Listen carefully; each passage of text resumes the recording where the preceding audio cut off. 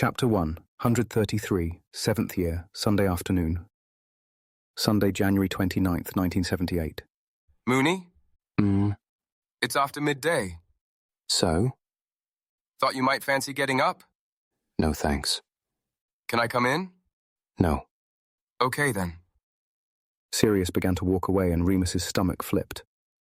I'm sorry. He said loud enough for Sirius to hear and stop. Remus finally crawled out of the covers. I do want you here. I just don't know what to say. He could hear Sirius fidgeting, his hands in his pockets, then running through his hair. Finally, We don't have to talk. Remus sighed. He was a mess. He hadn't washed properly since Wednesday and had only got out of bed to use the bathroom.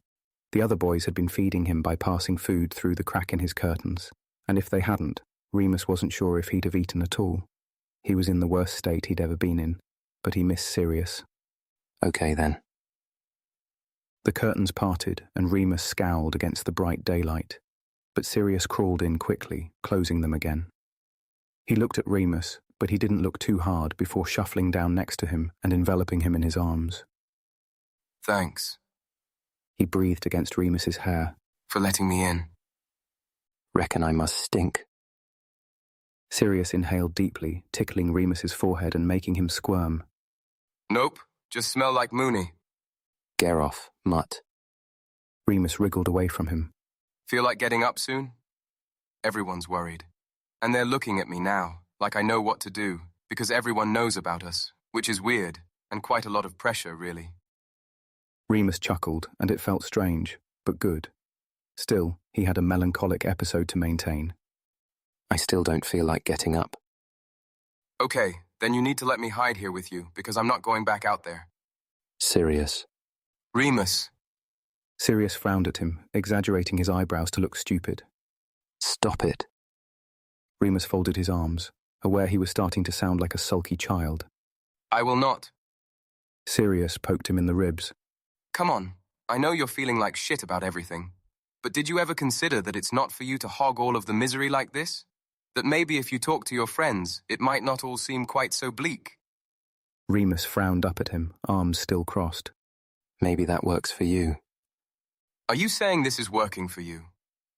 Remus pressed his lips together. They stared each other out for a minute. Remus began to think he'd quite like to fight Sirius right now, like they did on full moons, just because it was a fun way to expel energy. Then he noticed something. He sniffed the air. Are you bleeding? I can smell blood. Probably you, from the moon. No, I've healed already. I never have open wounds longer than a day. Bloody hell. Sirius laughed lightly. How is it possible for you to get any cooler? And it's your blood, I can tell. There you go again. You're basically a superhero. Sirius. Okay. He sat up, running his hands through his hair. You swiped at me a few times over the moon. I told you that. We did it to each other. And you can't turn me when I'm a dog. We've tested that enough times. But you're still bleeding. It was almost a week ago. You need to go to Madame Pomfrey. Oh yeah, and say my werewolf boyfriend scratched me while I was in dog form as an illegal animagus. Jesus. Remus groaned, hauling himself up and out of bed, grabbing Sirius by the wrist and pulling him along. Where are we going? I need better light. He yanked open the bathroom door and slammed down the lid of the toilet. Sit. He instructed. Sirius complied, half smiling. Remus opened the little mirror cabinet above the sink, digging out Murtlap essence and disinfectant and gauze and cotton balls. He had found over years of trial and error that a combination of magical and muggle things worked best. As with almost everything else, he pulled his wand out of his pajama bottoms and stood in front of Sirius. Okay, show me. Sirius dropped his head, no longer enjoying Remus's newfound motivation. He sighed heavily and lifted his shirt, saying, It's not that bad. It wasn't as bad as Remus had feared, but it still made his stomach clench when he saw 3 dark red stripes across Sirius's ribs. They were starting to heal, but he knew he could fix it fairly easily. He took a deep breath, met Sirius's eye, and then reached for the disinfectant, then his wand. Remus was pretty good at healing cuts now, and the scab and the redness were gone in an instant. Now they were white stripes. I'm so sorry. he said mournfully. It was a magical wound. You'll have a scar there for the rest of your life now. Sirius looked down at the mark, then up again. That's fine, Remus, he said quietly. So, Remus rejoined the group, at Sirius's goading, and they were all kind enough to pretend he had merely been unwell, and not avoiding them. The news over the past few days had been particularly grim. First, the Prophet had published a list of the dead, and their photographs. Then they had published a list of those presumed bitten, along with their photographs, which had provoked outcry among some of the more liberal commentators and ignited a debate on mandatory registration for all werewolves. Greyback's name had not been mentioned, nor any other werewolf that Remus was aware of. It was as if the horrific crimes simply happened one night and the assailants had vanished into thin air. No one had heard from Marlene either, though Danny McKinnon was one of those named in the papers. He'd been given a full 4 inches of text by virtue of his celebrity as beater for the Chudley Cannons. The team's manager was interviewed and quoted, saying that while he had not yet been briefed on the details Danny's condition, the Cannons operated a zero-tolerance policy to half-breeds and dangerous creatures, and would deal with any allegations of infection accordingly. James vowed that he would never see a Chudley Cannons game again, but Remus mostly felt sorry for Danny. They tried to put all of this misery behind them, and went down for Sunday lunch, and thank goodness. It was generally Remus's favourite meal of the week, and he'd have been even more blue if he'd missed it. Then spent the rest of the evening cosied up in the common room in front of the fire. Remus even acquiesced to a chess game with Peter, who was thrilled. You know what we ought to start getting serious about? Sirius mused, sorting through his record collection. Newts? Remus asked hopefully, as Peter captured his knight. Job applications? Lily said from the armchair, where she sat in James's lap, reading a magazine. The Quidditch Cup, James suggested. For goodness sake. Sirius tutted. I'm ashamed to call you all marauders. All 3 of them frowned, offended. Peter chuckled. He's talking about the big prank on Slytherin. You know, we started planning it before Christmas. Wormy boy, you are without a doubt my very favourite person. Sirius grinned broadly. Peter snorted. Bugger off. And promptly captured Remus's queen. Ugh, I don't know why I bother. Haven't beaten you since I was 13. Remus sighed, leaning back on the rug on his elbows. He looked up at Sirius. Well then, got a plan? Maybe. Whatever we do, I think we should focus the attack on the dungeons. Let's not throw around words like attack. Lily said hurriedly. This is just a practical joke, right? In the wholesome spirit of harmless house rivalry. If you like. Sirius shrugged, half ignoring the interjection. Anyway, Mooney, I thought your study group was in on this. What's the point in you having all these minions if you can't make them work for you? Oh my God, for the last time, they are not my minions. Remus rolled his eyes. Anyway, we've not had a proper study group yet this term. I've been ever so slightly busy. Well, as none of us are scheduled to be in mortal peril for the next month or so. Sirius replied, I think we ought to get cracking. Everyone could do with a laugh, eh? Assemble the troops. We'll meet sometime next week. as long as it doesn't clash with Quidditch. James yawned. I'm there. Right, I'm off to bed. Transfiguration, first thing. The others all glanced up at the clock or began to yawn themselves and agreed to follow suit. The common room was clearing out now anyway, and they were some of the last to leave. Remus had just got his pyjamas on and brushed his teeth when he remembered that he'd left his book downstairs. While that didn't usually matter, this particular book was Maurice, by E.M. Forster, and though the cover was nondescript, he was a bit concerned that if someone picked it up and read the blurb, there would be raised eyebrows. Sighing, he left the bathroom and hurried downstairs, muttering, "Getting my book," to Sirius, who was next in the queue. He had just grabbed the book and was about to head back up when he heard the portrait hole slide open. He turned to see Mary enter. She was wearing a short, spangly silver dress, and she tripped on her way in, but caught herself and giggled. "All right," he called to her. She looked up, squinting a bit in the dim light. "Hiya, sexy." She grinned, wandering in a bit unsteady on her feet. Might have been the 4-inch heels she was wearing, or it might have been the witch's brew Remus could smell wafting off her. "Hello, been somewhere?" He walked back towards the couches, wanting to make sure she was all right before leaving. She waved a hand, collapsing into the nearest armchair, spreading her legs out. Her short dress rode up her thighs, but she didn't seem bothered. Just a few drinks in the Ravenclaw common room. Thought you were seeing a Hufflepuff? He was there. She exhaled, smiling, tilted her head back and closed her eyes. The lids were painted gold, finely rimmed with kohl. She looked like an Egyptian queen in a party frock. But a lot of people were there, I suppose. She sounded sad. Remus sat down in the armchair opposite her, clutching the book in his lap. Are you okay, Mary? Oh, fine.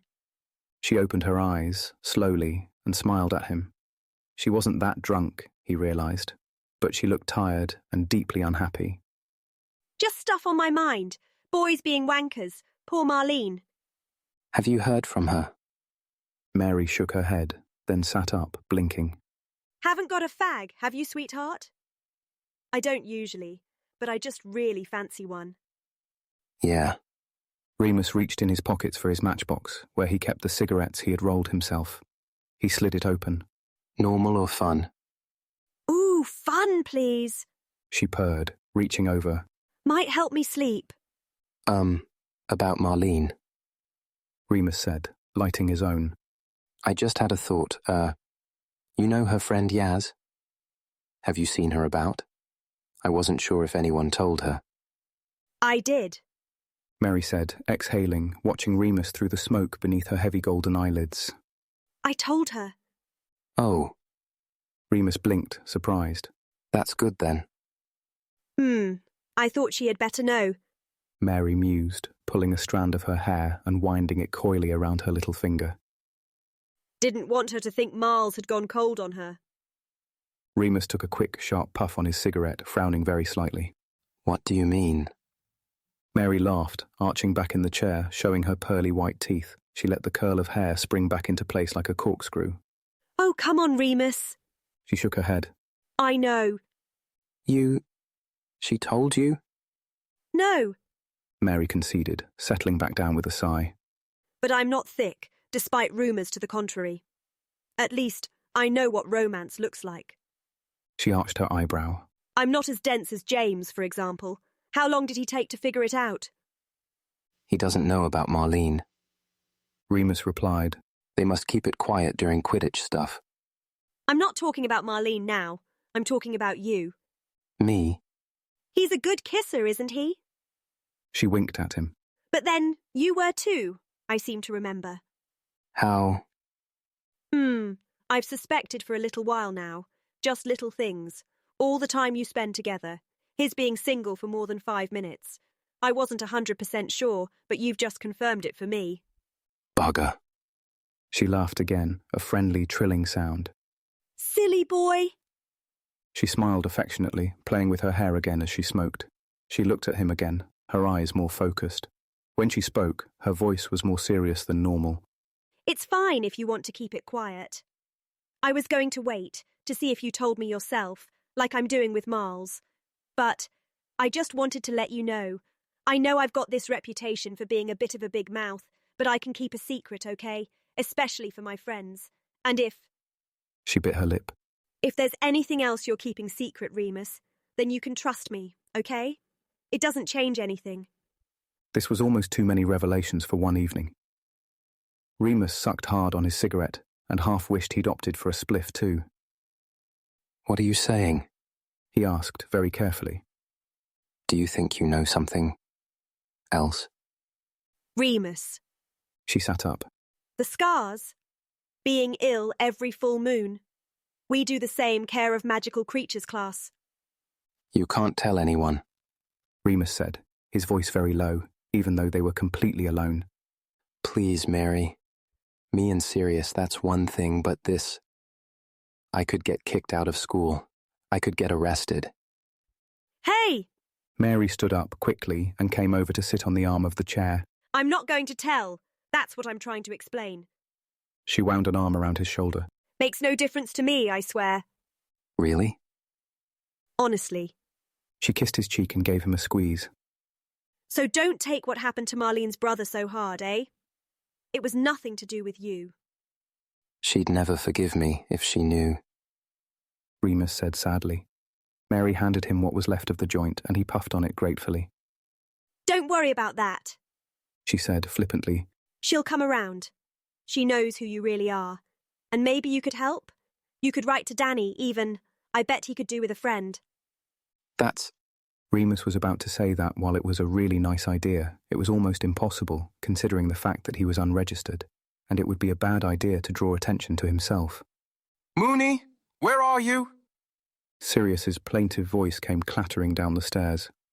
I can smell the pot all the way from here. You're not being subtle. Oh, hiya, MacDonald. Black. Mary nodded, still perched on the arm of Remus's chair. Sorry, I'm trying to seduce your boyfriend. Oh yeah, I'd like to see you. Wait, my what? She just poked out her tongue at him. He looked at Remus. Are we just telling everyone now? Oi! Mary hopped off the seat. I'm not everyone! Arrogant tosser! Don't forget I had you both first. Remus couldn't help laughing at the look on Sirius's face, and got out of the chair sheepishly, still clutching Maurice. Sorry, I'll come up now. We were just chatting. He looked back at Mary. Will you be okay? Fine. She nodded, smiling. I'm off to bed too. Night, lads. Good night. Back upstairs in the warm glow of their dorm room, Peter was already snoring softly behind his curtains, and James was sitting cross-legged on his bed, flipping through his Quidditch notebook. Thought we'd lost you, Mooney, he whispered cheerily as the two boys entered. Bumped into Mary. She's been at some party with the Ravenclaws. See, this is what happens when you get stuck with the head boy and the head girl in your house. Sirius sighed, leaning back on his own bed. All the fun happens elsewhere.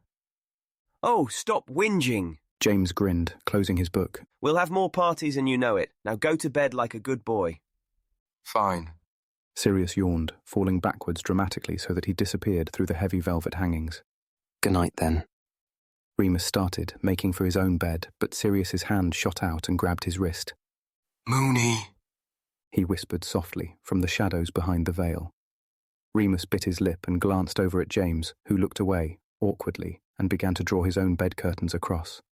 Oh well, fuck it. Okay. Remus let Sirius pull him inside,